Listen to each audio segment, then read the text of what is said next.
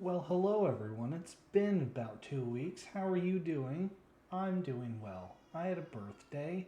It's really hot, and that's why I haven't been getting to these videos because I work outside in the heat. So I've just been really worn out. But what I want to talk about today is justice still blind? I would argue no, it's not. And honestly, if you're paying attention to anything that's going on with the Trump indictments, you would probably say the exact same thing. If you're an honest person, that is. Even if you can't exactly see it as political persecution in your mind, switch the party, switch the people. Biden indicted for the fourth time because of X, Y, and Z reason. And if you can still hold up that it's okay, then you just don't know what you're talking about. But let's get into this right here from the post millennial. Breaking it. Trump's bond set at $200,000 in Fulton County. Oh, God, I hate Atlanta. Um, One count violation of the state RICO Act received the highest bond amount of the 13 counts. That is $880,000. Not $800,000, Jesus, but I won't put it past them.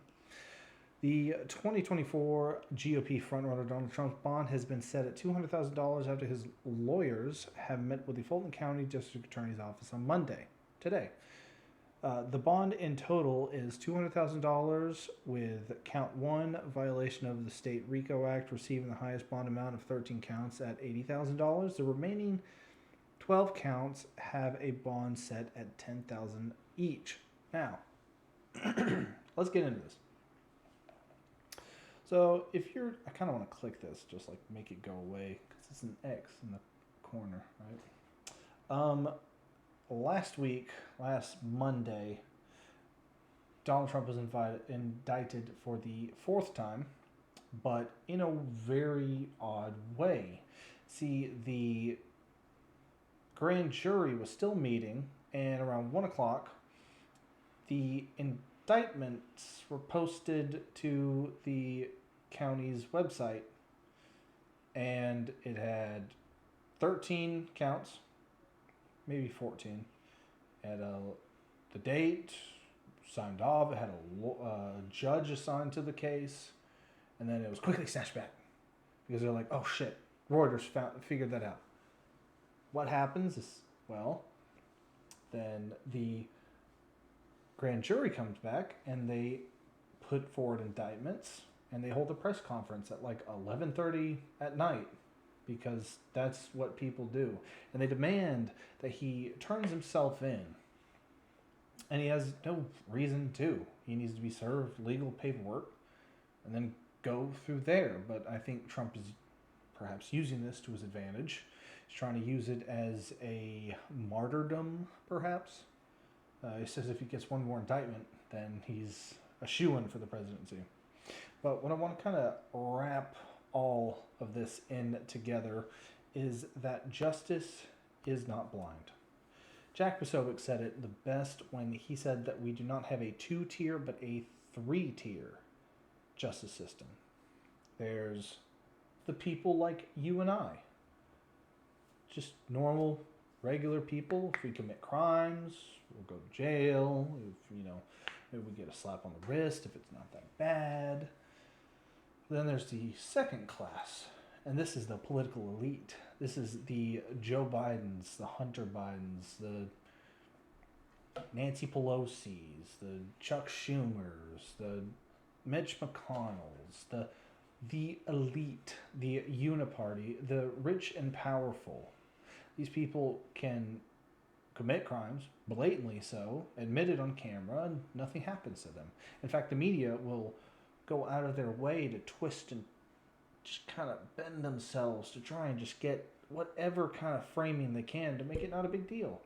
Because they are the system. Why would they put themselves in jail? But then you have the third class. The third class are, well, it'd be cool if I got into the class because that means I'd be successful, but at the same time, I'd rather not go to jail. But this advertisement is, oh, thank God. The third class is the Donald Trumps. The third class are the Trump supporters. You and I. See, in this indictment here from this lovely, wonderful psychopath. They're indicting his legal counsel, which is constitutionally protected. They're indicting former chief of staff. They're indicting former assistant AG of the United States of America. They're indicting, I believe, Ye's former publicist or a publicist that Ye hired. What do these people have to do? They claim all of these acts are racketeering about Trump tweeting, go watch OAN. They're talking about, what's going on. That's apparently furtherance of a conspiracy. Making a tweet about watching a news channel. It's absolutely ridiculous. The machine is being fully pointed at Donald Trump. And they are hoping they don't miss. They'll probably put him in prison. Not prison, but jail. Maybe house arrest.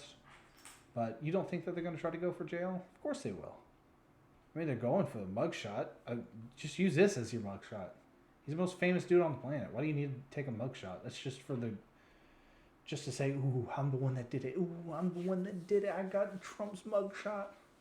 The t-shirts are going to be fire. But let's continue on this path. You push all the Trump stuff, this precipice that we have crossed, and we're now headed to dangerous territories because, again, lawyers are being arrested, lawyers are being charged, publicists, friends, maybe Donald Trump's mailman's going to get indicted also. But let's take a look. Activist cleared after right-wing troll Andy No accuses them of assault. I picked this specifically because of the framing. The Daily Beast, you are garbage and I hate you. But Andy No sued two people in the Rose City Antifa. It's the most absolutely insane thing. Oh, look at that. They had videos. They had mountains of evidence. There's news organizations that filmed it. The people themselves were live streaming and filming it and going up to him and threatening him after the assault. And they got off. But why? Perhaps it's because it was in Portland, Oregon, the Antifa hellhole of the Pacific Northwest. And the lawyer defending these two specifically just looked at the jurors and said, I'm Antifa, and I will remember all of your faces. Tell me that's not jury intimidation. And I mean, I don't see how he would have won in the first place because he just where he's at. I don't think if a lamb goes into a room full of hungry wolves and says, maybe don't hurt me, it's not going to go well. That's why you have to have the well-armed lamb to contest what's for dinner. But I didn't need that anymore. But then we have the 2020 Summer of Love riots. These two lovely prospective lawyers were passing out Molotovs and lighting police cruisers on fire. They got like a year in jail for a pretty serious crime. And who else is getting charged from the Summer of Love riots, from the George Floyd riots? Practically no one. What happened to Raz that ran the Chaz? Hundreds of bullets were fired there. How many rapes occurred? 2 teenage boys on a joyride, sure. They had like 400 rounds pumped into a van that they were in. And apparently from recordings, from audio that was being live streamed or what have you, you can hear someone say, oh, you're still alive. Didn't get you. Bang. What's happening there? Nothing. Who's getting charged? No one. Why? Because that's what they want. These people are horrifying monsters, communists, whatever. and they hold all the power. That is why they're going so hard after Donald Trump. Let's take a look here. Do you guys remember these fellas? These two kooky cats, the McCloskeys. These people are on their own property in a private gated community, and a band of people broke through the gates and were marching, threatening them, making, gestures to their house, coming onto their private property. And these folks, the McCloskeys, they grabbed, firearms to defend themselves, and quite frankly, it was kind of cringe and not very good trigger discipline. But they were in the right to. Granted, they should stay inside of their own house. It's safer that way. It's more defensible. But the point is that these people were going to go to prison for defending their property, for having a mob of people who are known to have killed people before. I mean, half of the country was continuously on fire during 2020 because of these people. Why would they not, fear for their lives? It's stupid that they were almost charged. Well, almost convicted. They got dropped because everybody was like, come on, are you serious? But that just, brings it kind of full circle. Thirsty boy. We live in a 3-tiered system. They fall into one. Jan 6 rioters fall into one. They fall in another.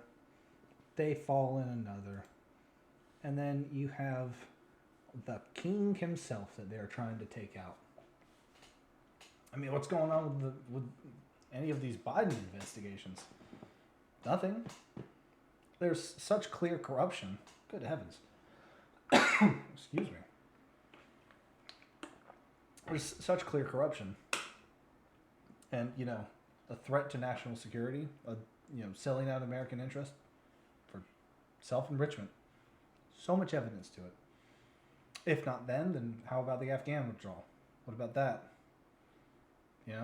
These people will go out of their way to use the machine of the federal government, this bloated, disgusting thing, and try and wield it to crush enemies and enrich themselves. I think justice is no longer blind. And it's a scary thing. It's a scary, scary thing. I mean, what's going to go from here? What's going to happen? I don't know. Do you? If you do, leave a comment. Let me know. Do you like the video? Like the video. Share it. Post it everywhere. If you hated the video, share it. Post it everywhere. Show people, hey, I hate this guy. But that's about it. I'm going to try to do this every day.